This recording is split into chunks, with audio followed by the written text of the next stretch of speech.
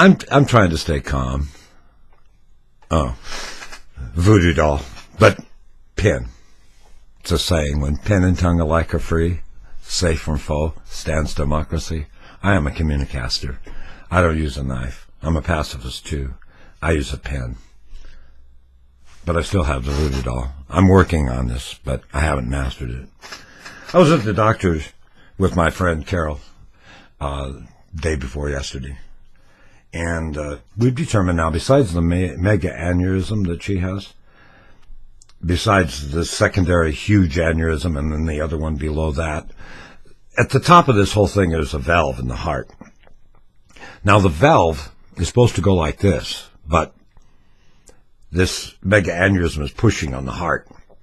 So it's opened that valve, that area. So now the valve's going like this, and the blood is going backwards. I'm not a doctor, but I know that can't be good. The doctor said it wasn't good. It's just another thing that means she is on the edge between life and death. And when they figure out how they can do it, if they can do it safely, they're going to operate on this. But the stress still continues, and it's being put on by Clark County. I would say, I'm not Judge Wapner or anything, but I consider this elderly abuse of the highest class, to harass somebody as they're harassing. I talked this past week to the county treasurer. My best friend went to school with this guy, and he tells me he is a square shooter. He's as honest as the day is long. He's a good person. Well, something's wrong here. Something is wrong here. Now, the county treasurer told me they have called 3 times in 79 days. I was once behind in my taxes a number of years, and I never received a single call from Clark County. And believe me, it was a lot more money. It was a lot more money than $32. I had to mortgage the house. It was free and clear. In fact, I lost the house over it because I had to get a reverse mortgage. But it led to a bunch of other problems. And it was simply because I didn't have enough income. See, these rich people like the treasurer here, they don't get it. When you are out of money, you are out of money. Now, Carol just wants to wait until this operation is done. If she's still alive, she will try to do something to pay that $32.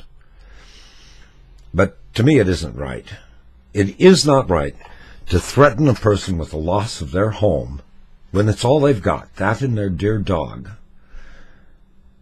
It isn't right. And I don't know how people can just sit back while this kind of thing is happening, this kind of major abuse. It's definitely abuse of the elderly.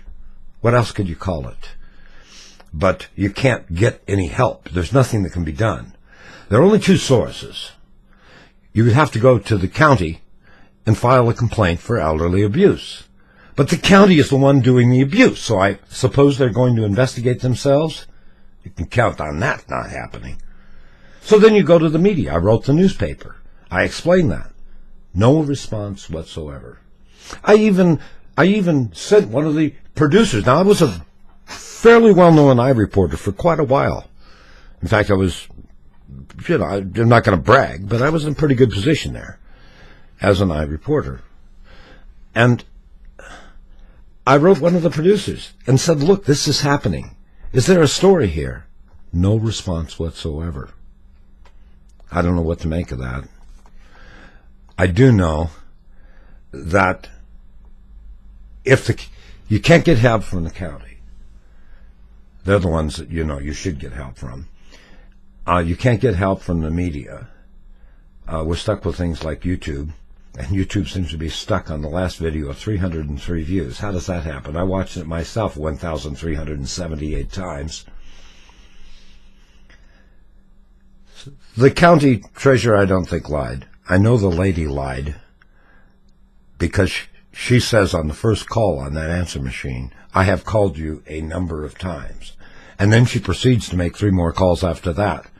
And yet the treasurer is telling me that they've only made 3 calls in 79 days. And I know voices. I know that there is more than just a county employee doing what the county treasurer says in collecting the $32. I know that we spent more than $32 of city money and county money just by talking to the treasurer on the phone, let alone the hours that have gone into this phone call situation, calling and harassing every day. Probably has to think about that for an hour or two before she makes the call.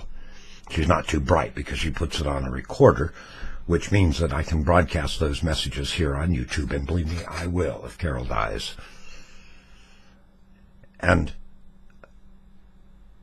I've got another thing that I wanted to mention.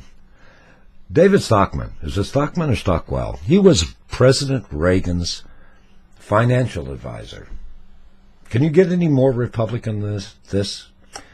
He was on one of the networks, and you can find this video on YouTube. I ain't making this up.